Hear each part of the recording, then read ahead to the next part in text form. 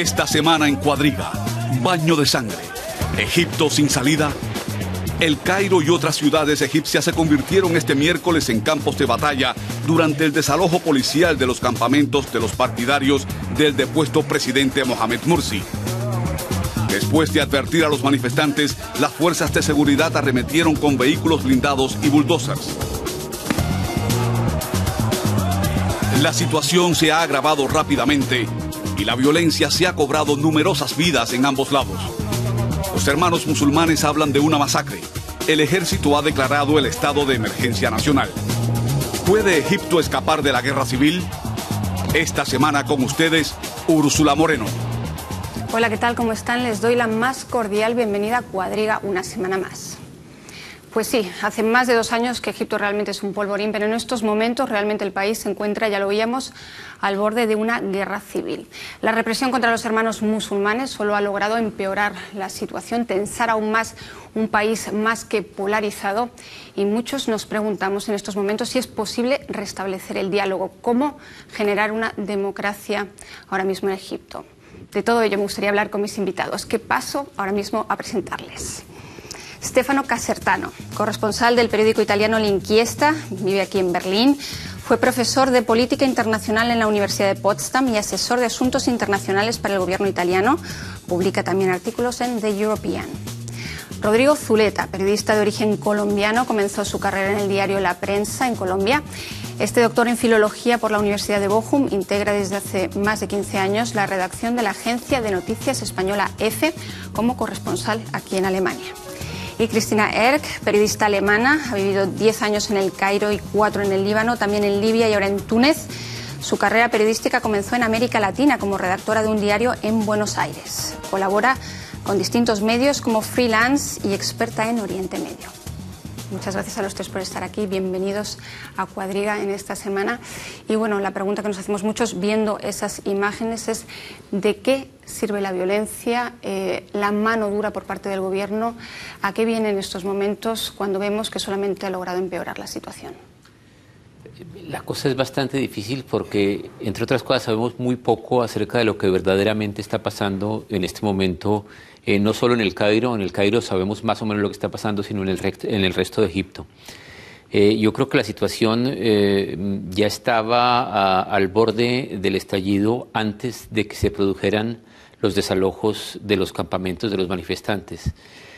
Sin embargo, hay una situación de poca disposición al diálogo de parte de ambas partes, aunque las declaraciones políticas habían apuntado a otras cosas completamente distintas, que había que buscar un camino de entendimiento, etcétera, etcétera.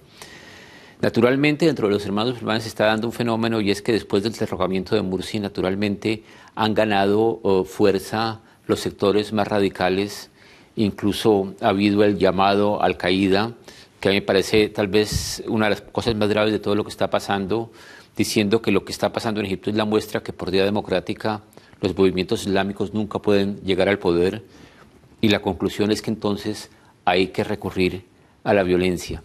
Ahora, del lado de occidental me parece que hay en este momento una doble moral. Todo el mundo está escandalizado con lo que está ocurriendo en Egipto.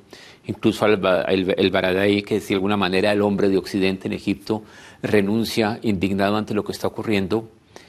A mí me parece una cosa absolutamente inconsecuente en la medida en que las raíces de la situación se había dado antes, y de alguna manera Occidente había sido por lo menos copartícipe de eso, y el Baradei, por supuesto.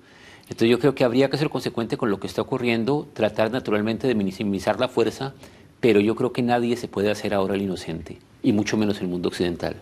Hablabas de una doble moral, y hablabas por parte de Occidente, y hablabas también de una falta de diálogo por ambas partes, en el caso de ambos bandos en Egipto. Hemos visto que la respuesta del gobierno, de este gobierno que prácticamente se esconde detrás de una dictadura militar, es la de ley de emergencia, estado de emergencia, toque de queda. Esto recuerda todo un poco a lo que hemos vivido ya en Egipto durante los 30 años de Mubarak, ¿no? Un poco la pregunta es si impera realmente la ley marcial en estos momentos en Egipto. Tienes razón, pero creo la situación va a ser mucho más radical. Lo que ha faltado después de las rebeliones árabes, la presencia de instituciones estatales con divisas. Y así la situación actual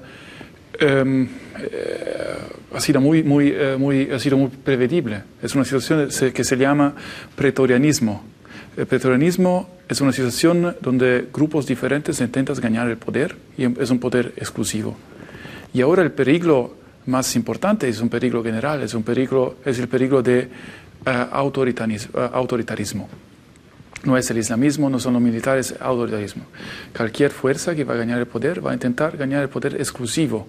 Y así, ahora puede ser que la prioridad no es la democracia. La prioridad ahora es arrestar las violencias. Sofocar la violencia. Sofocar la violencia. Y por eso el Occidente necesitaría un sujeto con quien podría hablar para negociar una solución en el medio término. Y hay un sujeto, acabamos de oír que el vicepresidente, el Baradei, Nobel de la Paz, digamos que ha sido como la figura más emblemática desde el punto de vista occidental en Egipto, ha renunciado. ¿Con quién puede dialogar Occidente y sobre todo con quién pueden dialogar los propios egipcios? Los Estados Unidos tienen muy buenas, excelentes relaciones con el militar. Siempre tenían, y por eso no podían llamar el golpe un golpe.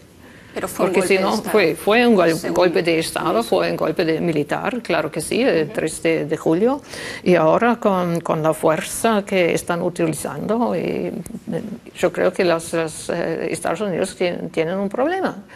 Y fue Martin Indyk, del Departamento de Asuntos Exteriores, que dijo a la Casa Blanca que no hay que declarar pro y contra en la publicidad, pero tras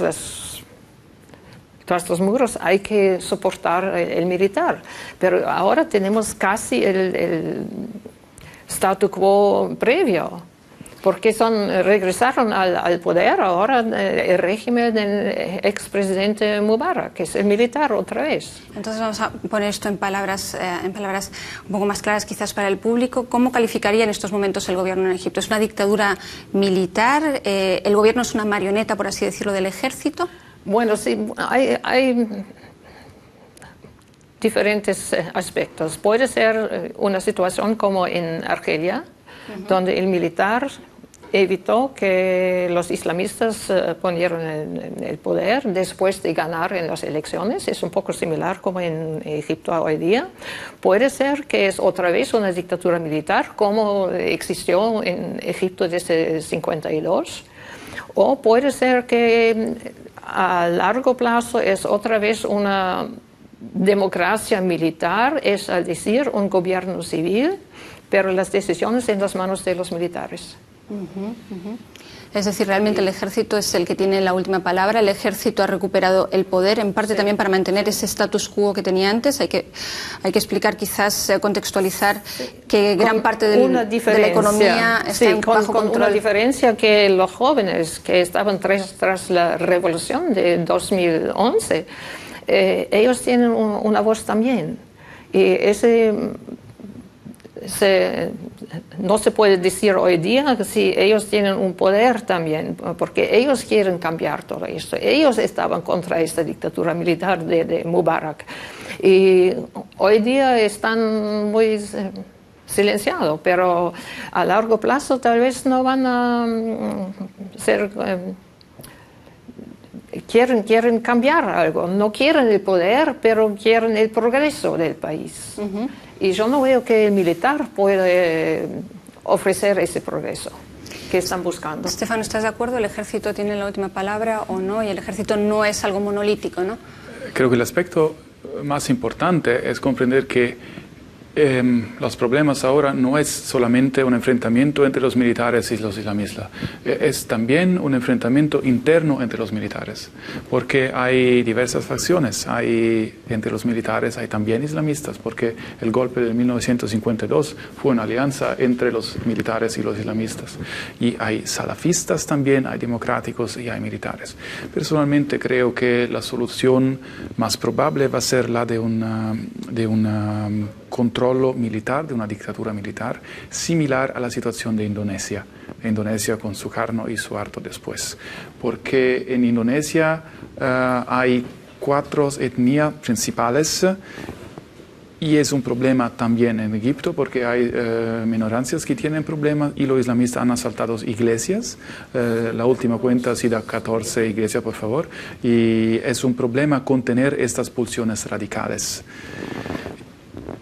No creo que el autoritarismo islámico podría ser en las condiciones de reorganizar el país. Desde el primer día, Morsi ha intentado reorganizar el país según la regla islámica, inspirándose a lo que ha pasado en Turquía. Desde el primer día, Morsi ha soportado los movimientos extremistas en todo el Medio Oriente y también Hamas. No creo que es una fuerza liberal y abierta para un país libre. Pero no en vano, Morsi fue elegido democráticamente, fue el primer presidente en Egipto elegido democráticamente. Eso no es suficiente. Podría ser, también Hitler ha sido elegido democráticamente. Y después, si estos países, esas personas tienen proyectos de introducir reformas para ganar el poder permanente, no podemos llamarlo democracia. Eso es autoritarismo, es la regla de la mayoría. Esto desde fuera, sin duda, pero estás descartando totalmente de esta manera un islamismo en el poder, un islamismo político. Yo creo que aquí tocamos un tema que es fundamental, que son los límites de la democracia. La democracia solo funciona cuando hay una mayoría democrática en el país. Entonces, cuando la mayoría está de un movimiento que es evidentemente antidemocrático, como son los hermanos musulmanes, entonces la democracia tiende a volverse a sí misma.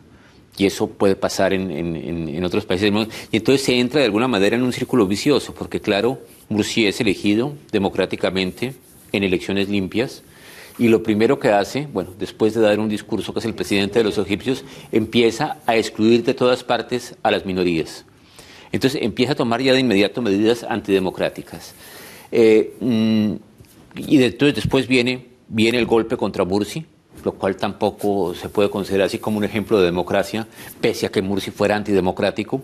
Y entonces, naturalmente, los hermanos musulmanes dicen, un momento, pero ¿por qué nos hablan desde Occidente todo el tiempo de democracia si nosotros nos ganamos y ahora viene un golpe militar? Entonces viene el problema, entonces la democracia, desde el punto de vista de los hermanos musulmanes, solo resulta ser una farsa. Entonces viene el discurso de Al-Qaeda, si ven ustedes, la única alternativa es tomarse el poder a través de la Guerra Santa. Entonces eso fortalece a las fuerzas más extremas dentro de los hermanos musulmanes y termina creándose el conflicto, bueno, y además que están también los militares que no son propiamente pacifistas en ninguna parte del mundo, y llegamos a la situación actual que está ocurriendo. Ahora, hablábamos un momento del problema de las minorías, que son unas minorías, según tengo entendido, son minorías que no estamos hablando de minorías insignificantes, sino que representan un porcentaje importante de la población, ¿no? Sí. Y esas minorías necesitan de alguna manera garantías especiales de no ser arrasadas por una mayoría, por más democrática que sea. Se podrían tal vez, me dejo aquí porque dije, establecer comparaciones con otros países en esos momentos en que la democracia se anula a sí misma. Es decir, yo estaba pensando ahora en el momento en que fuerzas no democráticas terminan tomando el poder y terminan siendo derrocadas, se convocan otra vez elecciones, vuelven a ganar y termina creándose un círculo vicioso muy, muy, muy complicado. Pero entonces diríamos que los hermanos musulmanes han perdido su oportunidad, han estado esperando mucho tiempo para llegar al poder de manera pacífica, por así decirlo, y en el tiempo que han estado en el poder, en el año que ha estado Morsi en el poder, realmente ha conseguido que una gran parte de la población acabe odiándolo, que ha salido a las calles a manifestarse. Eso ha legitimado para algunos un golpe militar, pero ¿se diría entonces que han perdido la oportunidad que tenían de ejercer el poder de manera democrática y ahora lo único que les queda es ejercer la violencia? Sí, era el error fundamental de Morsi, que estaba excluyendo a todos los otros que no estaban de su partido. Así que no puede funcionar, pero yo creo que es más grave, que tal vez era también porque el militar intervino ahora, era el colapso económico casi total.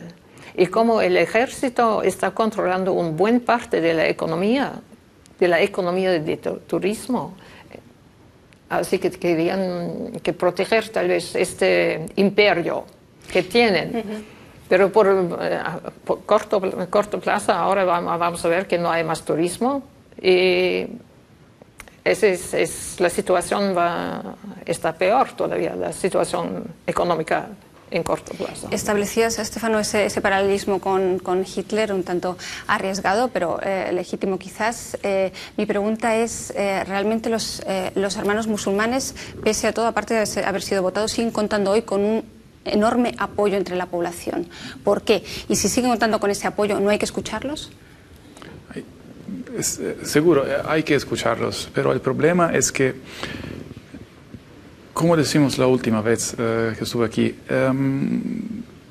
intentaron reformar el Estado, introduciendo personajes que pertenecen al grupo de los hermanos musulmanes, para controlar todos los sectores económicos del país y administrativos también. Democracia, la definición es gobernar para todos con la medida de la democracia. No es lo que tiene la mayoría, elige todo. Esa no es democracia. Pero es lo que los hermanos musulmanes han intentado hacer. Creo que hay también un paralelismo muy importante con la Turquía también, porque exactamente, y las relaciones entre los movimientos islámicos y los golpes militares, creo que han sido 4 golpes militares e intentaron hacer un quinto hace 5 o 6 años. Y es lo que normalmente pasa en los países que no han atravesado la transformación en sociedades industriales e introducen la democracia. No hay una sociedad, no hay sociedades que están paradas para comprender cómo este sistema político puede funcionar. Y también, por eso creo que la situación en Egipto va a ser muy complicada para 10, 20 años. Puede ser también más.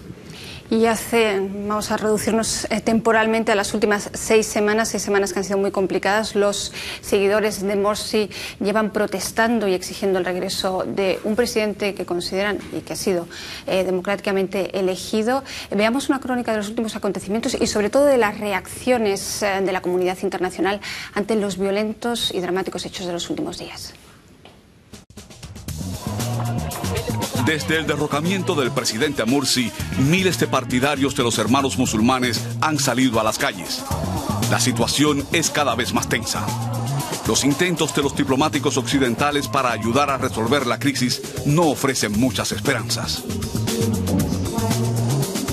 Solo dará resultado un proceso incluyente y aunque reconozco que es difícil, es muy importante comenzar cuanto antes.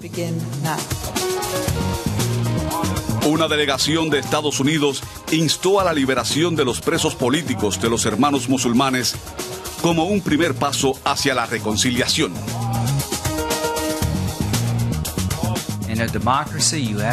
En una democracia se habla de frente a frente, pero es imposible hablar con alguien que está en la cárcel. Altos funcionarios egipcios se han quejado de la interferencia internacional en el proceso político. Dicen que la reconciliación es una prioridad, pero solo después de que la hermandad renuncie a la violencia. Sin embargo, ahora ambas partes parecen estar preparadas para intensificar el conflicto. Muchas condiciones por ambas partes y lo oíamos en el vídeo. Morsi está en prisión en un lugar secreto. ¿Es una buena idea tenerlo de esta manera? Es decir, ¿no lo convierte de alguna manera en un mártir para los hermanos? Mártir, claro, para los hermanos musulmanes, claro que ya es un mártir. Y yo no creo que estaba algo muy inteligente, sobre todo disculpando que tenía relaciones con Hamas, que son también hermanos musulmanes. Y es muy construido y lo más inteligente sería de ponerlo al poder otra vez y sea solamente por 1 o 2 días que él va a elegir un primer ministro y diciendo cuando hay nuevas elecciones. Ese será más un diálogo entonces y un desarrollo democrático, pero ahora con la situación que tenemos con todas las excepciones que la policía tiene el poder total otra vez. Y es interesante, ¿no?, de explicar eso, el estado de emergencia, ¿qué significa? Significa sí, que realmente que pueden detener a cualquiera, pueden detener sin a cargos. los civiles y ponerlos en tribunales militares. Y lo pueden torturar como antes y pueden hacer que quieren. Y eso puede servir, junto con el toque de queda, quizás para restablecer la tranquilidad. La tranquilidad un poco y controlar un poco la situación otra vez, porque que hemos visto el miércoles es muy sangriente. Puede continuar, claro que sí, porque no es concentrar solamente en Cairo, sino en todas las otras ciudades un poco más grandes. Y sin embargo todos condenan, ¿no?, el estado de emergencia, incluido Estados Unidos, todos condenan precisamente las medidas que ha tomado este gobierno. Sí, y tiene dos caras. Por un lado puede servir para tratar de recuperar la tranquilidad, pero simultáneamente puede ser también un argumento para aquellos que llaman a una resistencia armada. Es decir, llega un momento, siempre se da una dinámica en estos conflictos, que el conflicto empieza por un problema X, derrocamiento de Morsi, digamos, en esta época, pero el siguiente argumento es: tenemos que oponernos a un régimen violento, a un régimen que nos está reprimiendo. Puede que Morsi quede como un mito, que no se sabe muy bien que lo que pasó fue lo que pasó, sino es ya la defensa directa de cosas que se consideran como ataques del gobierno actual. Entonces eso da otra vez argumentos y munición para los que abierta o calladamente plantean una guerra civil como alternativa. Y por eso todos condenan en estos momentos, la comunidad internacional condena claramente la violencia y los actos del gobierno. Yo creo que es muy interesante y hay que analizar aquí también el papel de Estados Unidos, precisamente porque es un factor fundamental en la zona. Hemos visto una comparecencia un tanto inusitada de John Kerry, del secretario norteamericano de Exteriores, y quiero citar lo que decía, pedía que se eliminase cuanto antes el estado de emergencia. Dice: el actual gobierno interino y el ejército son los únicos responsables de acabar con esta violencia y el resto de fuerzas políticas deben tratar de acercar posturas por la vía pacífica. Es lo que dijo Kerry el miércoles, y defendió la necesidad de una transición democrática inclusiva. Dijo: la promesa de la revolución del 2011 no se ha materializado todavía. Es decir, hay que incluir a los hermanos musulmanes. Esto es lo que se entiende del mensaje de John Kerry en ese diálogo. Y sobre todo, ¿qué puede hacer Estados Unidos, aparte de bonitas palabras, cuando tiene la sartén por el mango en parte en Egipto? Es una cuestión muy importante. Si hacemos un paragón con otras situaciones no de guerra, pero de tensiones sociales, por ejemplo en Sudáfrica hasta 1990, hasta la liberación de Nelson Mandela. Mandela ha sido elegido para la población africana y también para la población europea, porque Mandela era el único que podría introducir un acuerdo nacional. Y ahora es exactamente lo que falta en Egipto, porque Morsi no es un personaje de acuerdo popular, es un personaje que quiere trabajar, quiere administrar solamente para los islamistas. Los militares también tienen intereses económicos muy fuertes también en el petróleo, y no pueden, no quieren hacer algo diferente, porque hay estructuras económicas que tienen los militares juntos. Así, en mi visión, elecciones ahora, elecciones democráticas, no van a ser una solución, porque si ganan los militares o facciones de Mubarak, van a ser contra los islamistas, y también si va a ganar otra vez los islamistas, no van a incluir otros sectores sociales. En mi opinión, la única solución es un gobierno de unidad nacional para introducir reformas económicas y desarrollar el país. Y después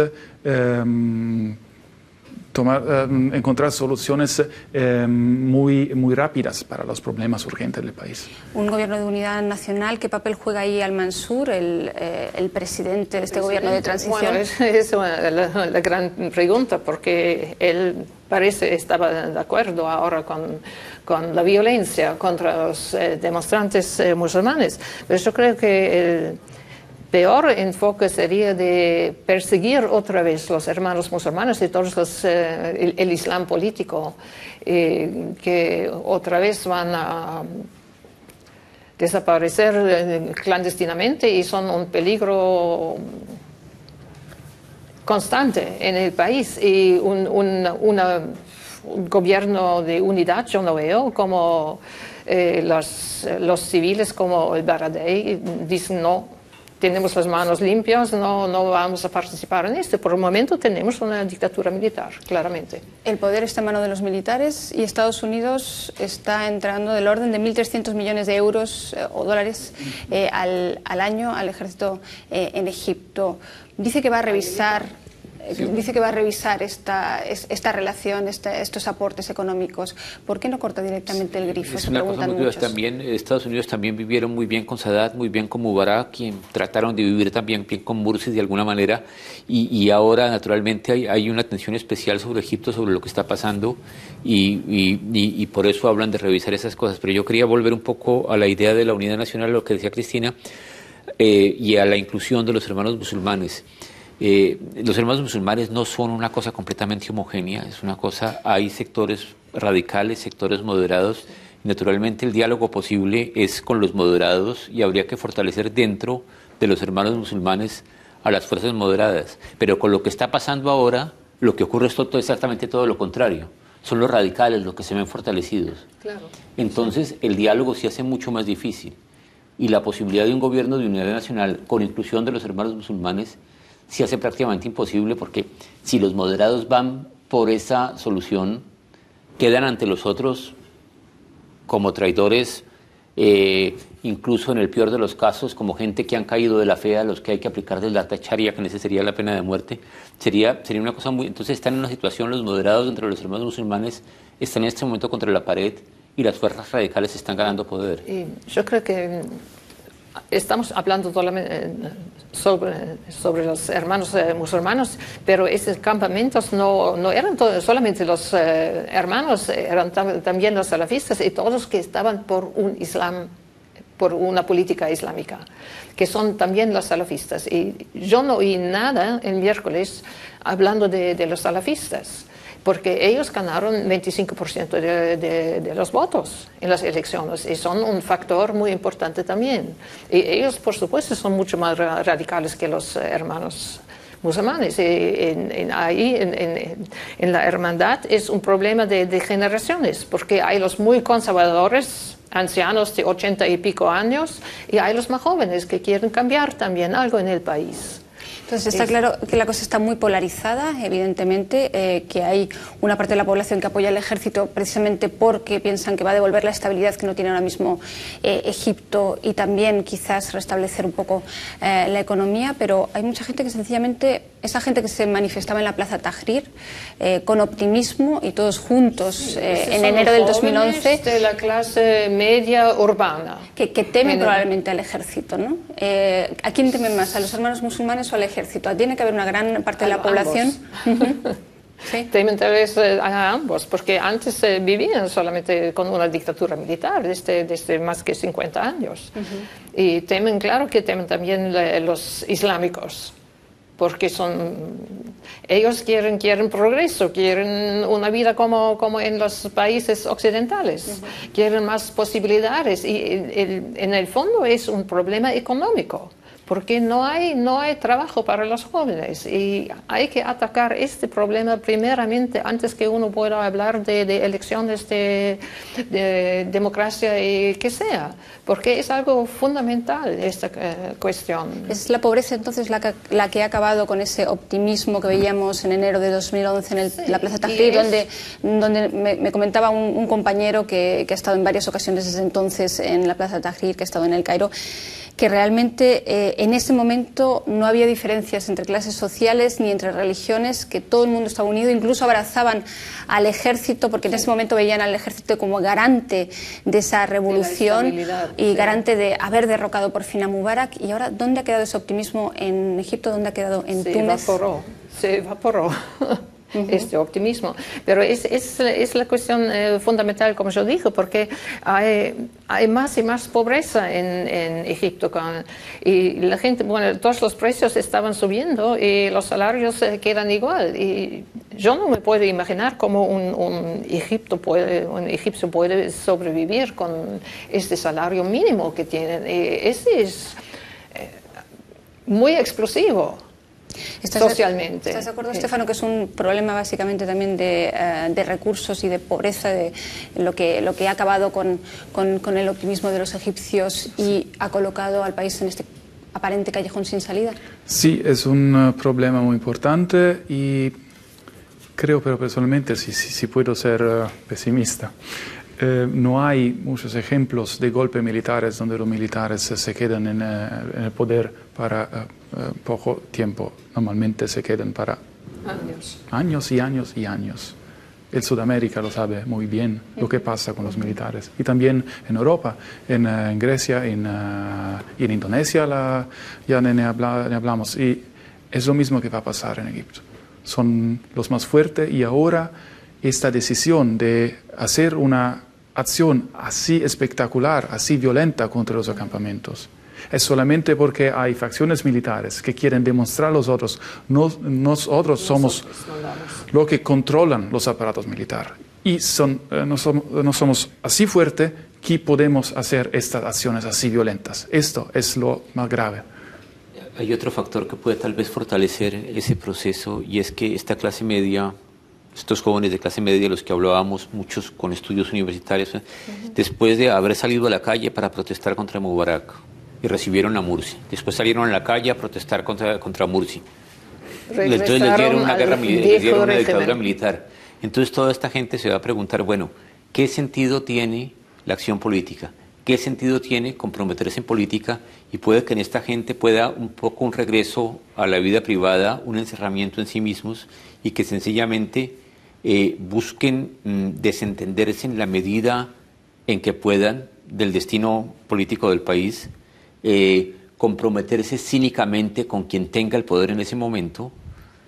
Y yo creo que puede que prefieran a los militares que a los hermanos musulmanes, gran parte de ellos, y cosa que también ocurrió en muchas dictaduras militares en Latinoamérica y cosa que ocurrió en muchos países del mundo.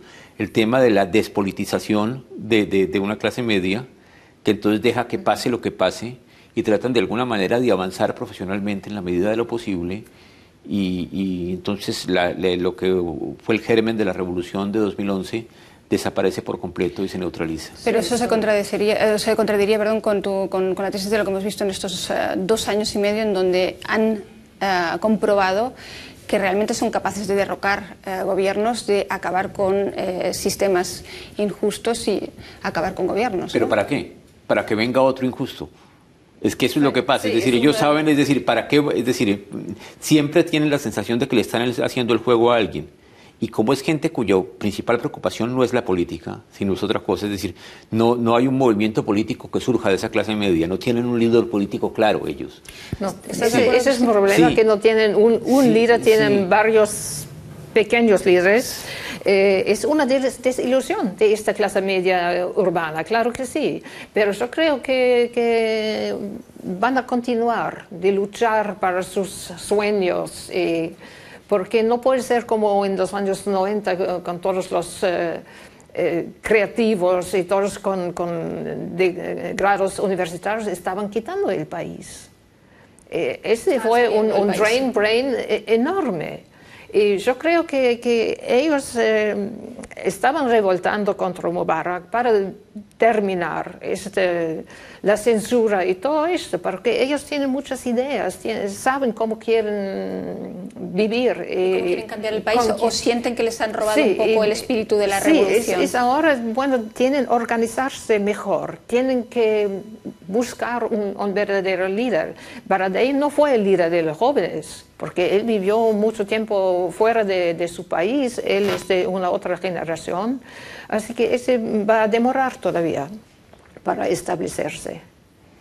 Estamos hablando desde dentro del país y desde fuera. ¿Qué puede hacer la comunidad internacional, todos los que están condenando evidentemente la violencia, para devolver a las facciones a la mesa de negociaciones, por lo menos al diálogo? Vemos que la democracia, el reto de la democracia está relativamente lejos en estos momentos ante la situación de caos y de violencia realmente. Un estado de emergencia para un mes. Es difícil de imaginar que dentro de un mes las cosas estén tanto mejor. ¿Qué puede hacer, por ejemplo, Europa para devolver a ambos bandos a la mesa de negociaciones?